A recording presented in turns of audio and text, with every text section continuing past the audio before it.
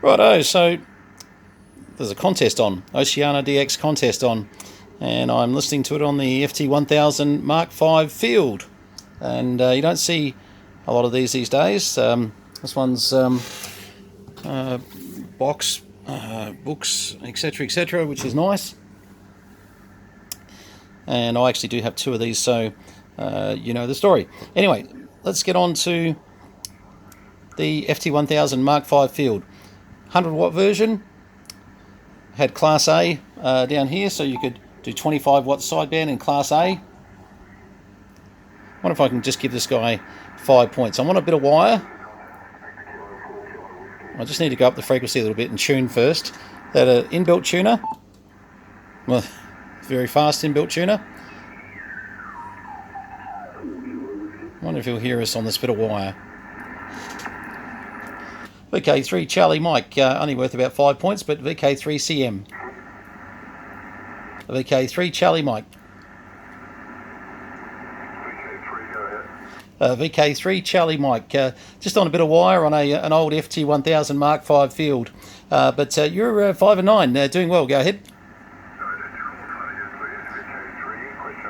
VK3 Canada, Mexico. Victor Kilo 3, Canada, Mexico, roger. VK3 Canada, Mexico, 59456, 59456 QSL. Roger, you're at 59002. Bit embarrassing, but 59002, roger. QSL 002, thank you, 73, VK4 Kilo Whiskey. Anyway, okay. That was, sometimes a test like that is better than all the stuff we show you on monitors, and it's nice to sort of see the radio talking, and actually it's talking up nicely on its meter. Let me just go up the frequency a little bit, but VK3 Charlie Mike testing 1 2, hello. This was the 100 watt version, as you can see, and that's what they do. They unfortunately don't do 200 watts, but that was the Mark V. The field came out as a 100 watt version. Still had Class A and Class AB sort of switching, which was kind of nice.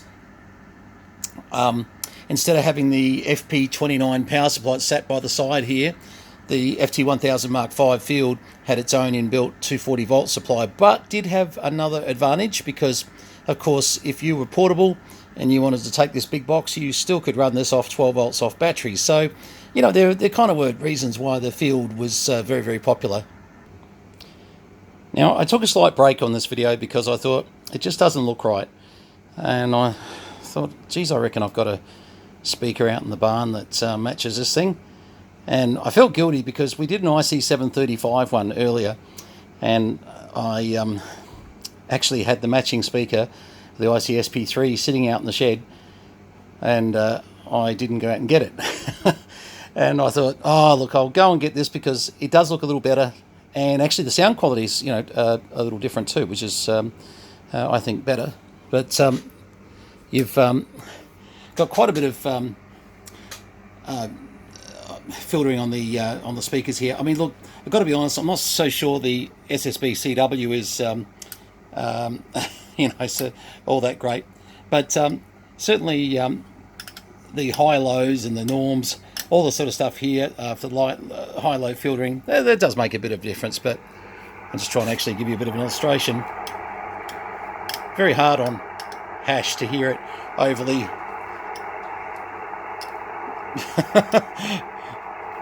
I'm not doing a really good job of that. Okay, all right. Without a signal to listen to, I really wasn't noticing a heck of a lot of difference there, by the way. Anyway, so back to the FT1000 Mark V field. Where did we get to? Okay, so the Class A was always interesting. The concept being that you could have this cleaner, purer signal at 25 watts, which you could then put into your amplifier, etc., and still give you your, whatever you wanted out the amp, depending on the particular brand of amplifier. Some of the amps will give you, with 5 watts in, will give you 1,000 watts, and some amps need 70, 80 watts. So it really depends on what you're running out there. Personally, I wasn't a big fan of the Class A, Class AB. that I'm not sure it made. I remember people, doing a lot of tests, and there was definitely some technical things that possibly were, quite positive about it. But I'm not sure that the person who's listening really heard it all that much. So jury's still out on that one with me. But in theory, it should be a cleaner, purer signal. So all good. So still got a few of the guys working contest, but let's just go to antenna A, which I've got that actually sitting into my analyzer at the moment. And what am I on? 7115. I'll just bring, instead of changing the analyzer, I'll bring the frequency down on this down to 7115. Okay, so let's just have a little bit of a look. What I'm interested just to see how we go on this receiver, and very noise free at 0.5 of a microvolt. I can vary that down a bit. Wrong way. 0.1, it's hearable, but just starting to get a bit annoying. But 0.5, minus 113. Yeah, look, that's sounding quite good there. So not too unhappy about that. Okay, I'm just going to have a look at the power out. On the meter, we're doing it's 100 watts. We're registering a little bit lower than on here, about 82 watts. But on carrier, that's probably not too bad. These are starting to get a little bit older these days, so some of them may not reach their total 100 watts at times.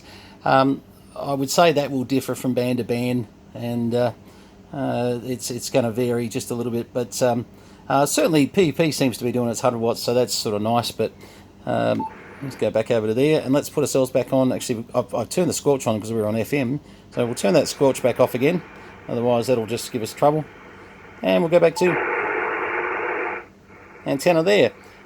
And bearing in mind, this is not one of my 40 metre beams or anything like this. This is just a bit of wire that I've run into the shack.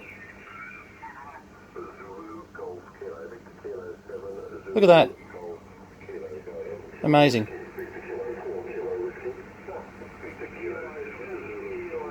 It's become a bit busy at this frequency, hasn't it? Anyway, all right. So what else did we like about the FT1000 Mark V field? I mentioned the 12 volt side of it, and I mentioned that for a reason because, a lot of people, more people are running portable these days, and they're doing lots of things, and people are using, solar, battery supplies, you name it. So, the fact that it can still input 12 volts to it, I think it's a bonus. It certainly is. One of the things that I was talking to a Tasmanian ham about was when I bought the FTDX 101 MP. He sort of said to me, look, yeah, it's probably a good idea, but he said, look, you are, leaving yourself wide open if you ever want to run the thing portable. And I said, look, you know what? I'd already ordered it. I hadn't really thought about that at the time, but he brought a very good point up. Now, he runs portable quite a bit, and isn't it funny, the things that come to your mind are the things that you do generally yourselves. And I don't run portable a heck of a lot, but, it is certainly worth mentioning. Just because I don't run portable a heck of a lot doesn't mean that, others don't, which obviously they do. Look at the signals on these guys. I mean, this, one thing I need to make a point of here, these guys, this is not, as I said, this is not one of the big beams up at 85 feet. This is a bit of wire at 30 feet. And just earlier we had a quick talk to one of the VK4s. Now, I didn't actually get a report. It was 5.9, contact number 431 or something. But, that's contest talk. Everything's 5.9. You can be 5.7, 5.2, 5.9. Anyway, one of the things I did like about this version, now, bear in mind the FT1000 MP series. Now, that was a 10-year cycle. So it went from 1995 to 2005. And so just remember that the best way is to look at the date code on the back of the serial number to find out exactly what any one particular unit might be. Now, we might have a look at that in a second and just explain that. But it doesn't mean they made the Mark V or the Mark V field in 95. I'm trying to remember when they did. But what I can say is that the MP was one of the longest running turn that down a bit. One of the longest running series of Yaesu radios, as far as, it was so successful. It was their flagship for so long before the FTDX 9000 series came out. And we're actually Yaesu dealers when the 9000 came out. We sold one to ZS6YI, Gary, down in South Africa, South Africa. And he's a great old mate of mine. If you ever work ZS6YI, just tell him, VK5 Bravo Mike or VK3 Charlie Mike, and he'll probably just turn the radio off and walk out of the shack. No, he won't. He'll say hello. He's a great guy. But he's still got that 9000. Bad news with the 9000s, they were a shocker. And Gary will tell you this down in South Africa, the number of times it had to go back to the UK, to the service centre there to be sorted out with firmware issues, etc. And don't get me wrong, if you own a 9000 today, you probably have a radio that's had all the firmware updates, etc. But if you had to go through that path of all the bloody rigmarole of sending it from South Africa to England, which was his closest service centre and most appropriate. Oh boy, Gary, if you're watching this, you are a very, very patient man, my friend. And and I do mean that. Gary's been a great friend of mine for many years, and you could not meet a nicer guy. Okay, so back to the Mark V field. What do I like about it? I was just going to go on about the noise reduction. Hear this hash? Watch this. Need someone to talk. Talk! See how we're getting rid of that? No, geez, the second time we've had Dick today. Right, hash. Hear the hash?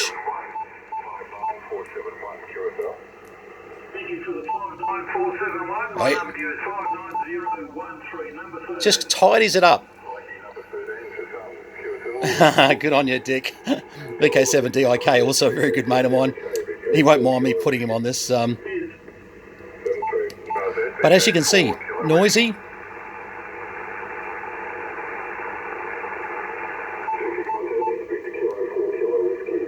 Okay, so my point there is not to give Dick free press or the other station free press, not at all. I appreciate them not complaining that they're on my video. Because Dick, I often get on to Dick. I find Dick on the air quite a bit, VK7DIK, and I use him all the time. And I keep saying, look, I apologise for using you. It's just you're the strongest, signal on the day. And that one, as you can see, was actually trying to listen to somebody else, and then Dick came on board. But he's strong. But the point being, the noise reduction on the Yaesus from about 95 onwards really started to get good, and only got better. Icom was struggling with noise reduction. Kenwood, not bad. They're probably better, to be honest, at the time than Icom. Icom, I don't know what was going on, but in that same era, noise blanking and noise reduction I was always very critical of, and I'm probably your biggest Icom fan on the planet. I mean, I run an Icom IC7850 as my main radio. I'm probably the most prolific person that talks about Icom, but during 95 onwards, to say the same era that the 1000 was out, boy, the 1000 just had it over. The receiver-wise and noise-wise and noise reduction, I think they really had something going. People would argue that the FTDX 101 MP or D right now is in a similar category. Jury's still out with me. I'm still comparing the two together. As an example, this is the IC7850. Now, what I've got is the 7850 right across from this, the FTDX 101 MP right now. So, and what I do is I run them through a different system. I've got a HL 2.5 KFX and then an ACOM 2000 over here. So we're two independent systems that I can switch pretty much between the two very, very fast. And let me tell you, I'm having trouble telling you the difference between the two with the tests I've done so far. But, and this is the big but, if I was to put any of the 95 to 2005 era radios from Icom next to this right now, so let's just say a 756 Pro would probably be a reasonable example, maybe a Pro 2, even Pro 3. I'm just trying to think of the dates a bit there. I might be pushing it with the Pro 3. But if I was to do the same examples next to it, look, I've got to tell you, the Yaesu wins hands down in my mind. Now, that doesn't mean I'm no expert on this subject. It's just my listening ear. And as I said, I've always been an ICOM fan, but during that era, I don't know. Look, with the two radios I just showed you, the FTDX 101MP and also the IC7850, the margin is really quite slim, and I can't tell you at the moment which one I prefer. I keep swapping back and forth and going, oh, I don't know, they're both very good. So isn't that good that everybody's caught up to some degree?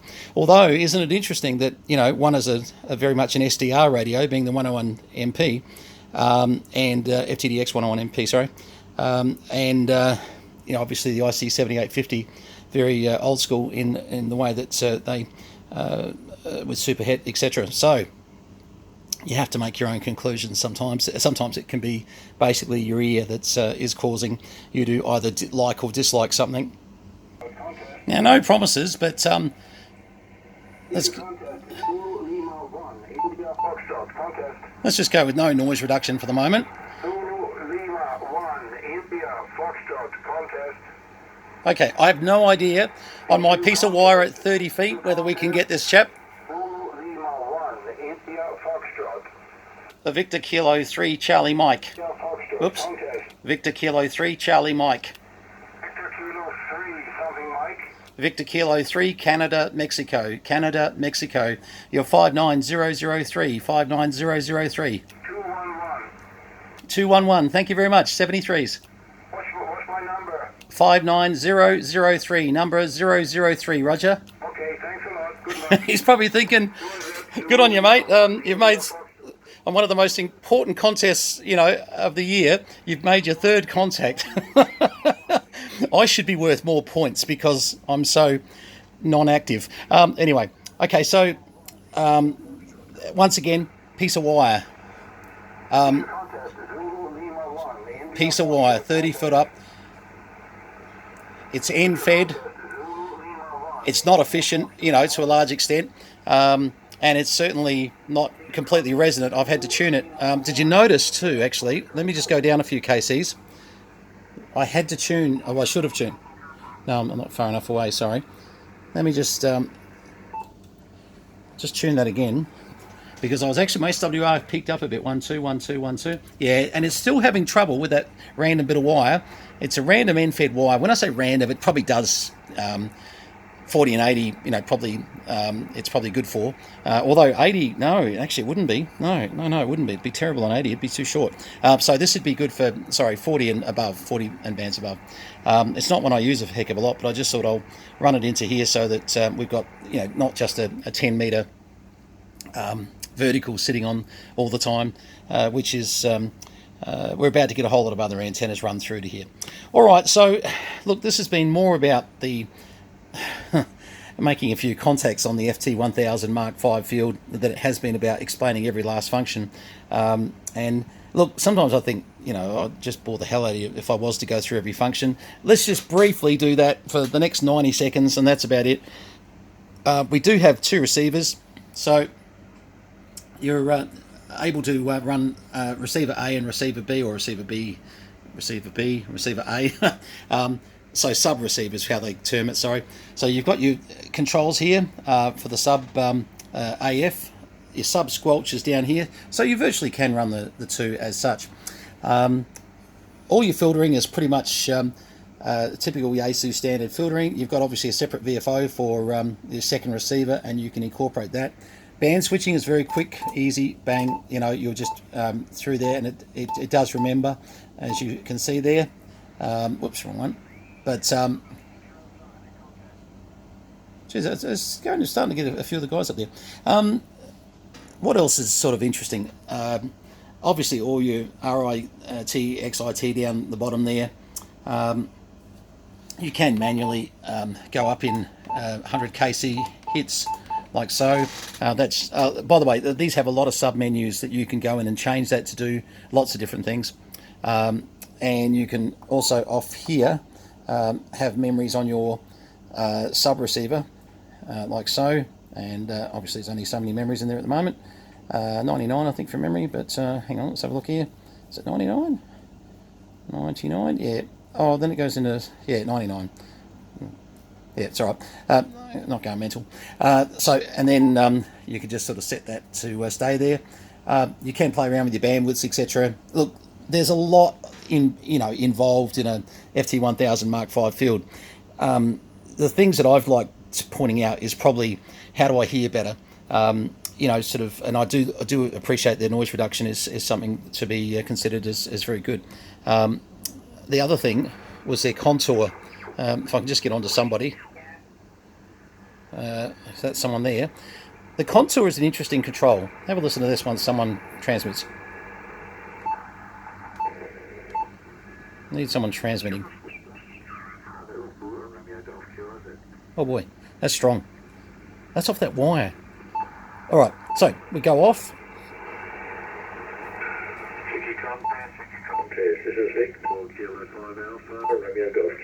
Look at that. You can change your listening pleasure depending on what you like. I probably liked it about there. If VK5 ARG, just call again. Come on, hit the.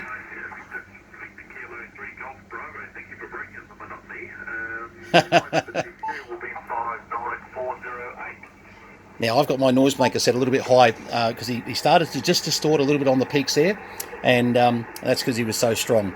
All right, so the FT1000 Mark V field. I'm running the SP8. Of course, you can also run the SP 5 or 6. Hang on, what do they run? Sorry, I'm just going to have a look here.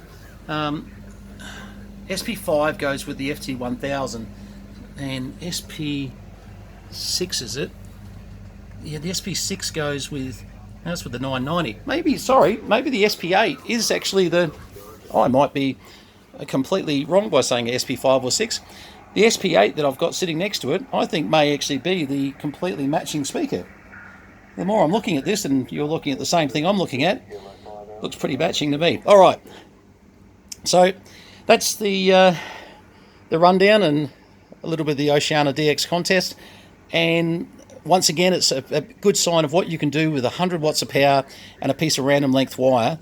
Obviously, the bands are a little bit busier today with the contest on, but as I said, no big beams. In the other room, sure, I could show you. I'd hate to think what some of these signals are in the other room because I've got look, it's not that big a beam. I've only got a 2-element trapped 40 metre up at 85 feet.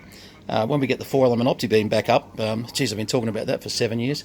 That might be a bit different, but certainly, it just shows today a bit of wire, that S meter. And once again, remember, this is not like Icon, 7850s with preamp 1, preamp 2. This is Yaesu, just no attenuation, and pretty much what you hear is what you get. It's a real signal report that you're looking at right there. All right, all the best to you, and we'll leave with whoever that was. It's gone. It's gone. Really? Must be getting a signal report from somebody, I'd say.